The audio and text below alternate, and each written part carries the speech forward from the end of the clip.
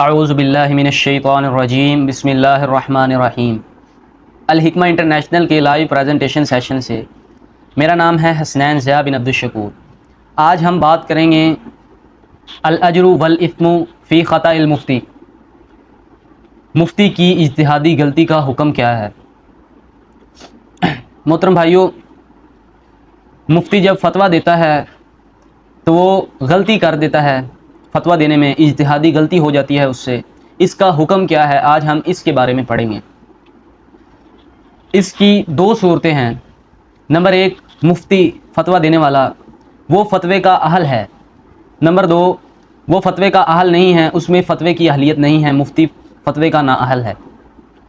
اگر مفتی فتوے کا اہل ہے، اس کے اندر فتوے کی اہلیت پائی جاتی ہے کثیر تعداد سے، وافر تعداد سے، اور وہ کسی خاص مضمون پر، کسی خاص موضوع پر جس پر اس نے فتویٰ دینا ہے پوری محنت کرتا ہے، پوری کوشش کرتا ہے، پوری حق تک پہنچنے کے لیے پوری محنت، پوری کوشش اور تحقیق کرتا ہے، احادیث کو دیکھتا ہے، قرآن مجید میں ڈھونڈتا ہے، اقوال صحابہ میں، اسی طرح وہ اپنے اس فتوے کے لیے محنت کرتا ہے۔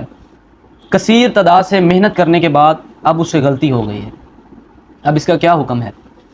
تو اگر اس نے اپنی پوری کوشش کی ہے اور پوری تحقیق کے بعد اس نے غلط فتویٰ دے دیا ہے، اور وہ یہی سمجھتا ہے کہ یہ میرے اپنے گمان کے مطابق اس نے ٹھیک فتویٰ دیا ہے، لیکن اس سے غلطی ہو گئی ہے، تو اس پر کوئی گناہ نہیں ہے، بلکہ اس کے لیے اللہ تعالیٰ نے ایک اجر رکھا ہے، جیسا کہ احادیث میں موجود ہے، صحیح بخاری اور صحیح مسلم میں رسول اللہ صلی اللہ علیہ وسلم نے فرمایا وَإِذِ اجْتَهَدَ فَأَخْطَأَ فَلَهُ أَجْرٌ وَاحِدٌ۔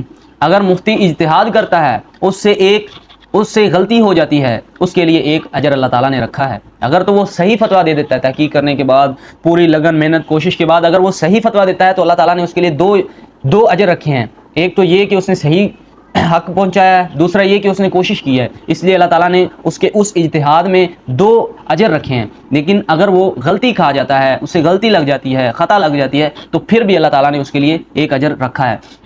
اسی طرح اللہ تعالیٰ نے قرآن مجید میں ارشاد فرمایا وَلَيْسَ عَلَيْكُمْ جُنَاحٌ فِي مَا أَخْطَأْتُمْ بِهِ وَلَكِنْ مَا تَعَمَّدَتْ قُلُوبُكُمْ۔ اس آیت سے بھی یہی معلوم ہوتا ہے کہ وہ گنہگار نہیں ہے، بلکہ پھر بھی اس کے لیے ایک اجر ہے۔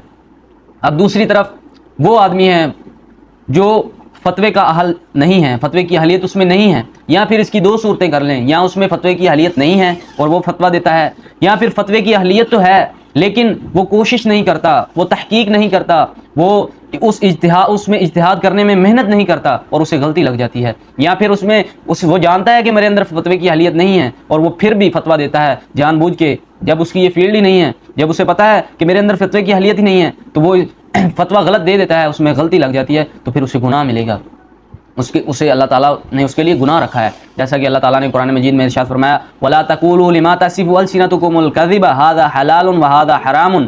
اس آیت سے بھی یہی معلوم ہوتا ہے۔ اس کے بعد ابو داؤد میں ایک حدیث موجود ہے، رسول اللہ صلی اللہ علیہ وسلم نے ارشاد فرمایا من افتیا بغیر علم فاثمه علی من افتى۔ جو شخص فتویٰ دیا گیا بغیر علم کے، اس کا سارا گناہ اس پر ہے جس نے فتویٰ دیا۔ یعنی کہ مستفتی، فتویٰ طلب کرنے والا، جو شخص علماء سے، مفتی سے فتویٰ لینے جاتے ہیں، وہ فتویٰ لیتا ہے عالم سے، اور جو مفتی ہے اسے غلط فتویٰ دیتا ہے علم نہ ہونے کے باوجود، تو پھر جو مستفتی ہے، فتویٰ طلب کرنے والا، اس پر کوئی گناہ نہیں ہے، سارا گناہ مفتی پر ہے۔ تو یہ 2 جو ہیں صورتیں تھیں جو میں نے آپ کے سامنے بیان کی ہیں۔ مفتی کی اجتہادی غلطی کا حکم آپ کے سامنے میں نے بیان کیا ہے۔ السلام علیکم ورحمۃ اللہ۔